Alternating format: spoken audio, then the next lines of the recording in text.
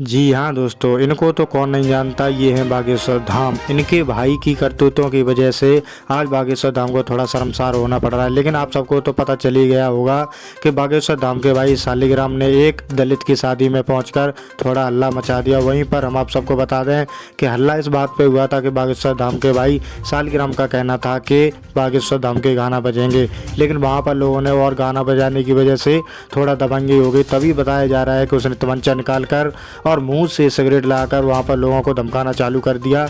और बाद में ज़्यादा होने के बाद फिर पता चला कि सीधा पिस्टन निकाल कर उसने बस एक शख्स पर तान दिया। लेकिन तभी वहाँ पर किसी शख्स ने वीडियो बना लिया और वो वीडियो इस तेज़ी से वायरल हुआ कि बागेश्वर धाम तक पहुँच गया। बागेश्वर धाम इस बात से परेशान नहीं है कि ये सब क्या हुआ, लेकिन उन्होंने कह दिया है कि मैं सच्चाई के साथ हूँ, क्योंकि सच्चाई के साथ मैं हमेशा से हूँ और अपने सनातन के साथ हूँ। क्योंकि शालिग्राम पर कानूनी कार्रवाई होनी चाहिए। पुलिस ने भी ये साबित कर दिया है कि शालिग्राम पर कानूनी कार्रवाई होगी।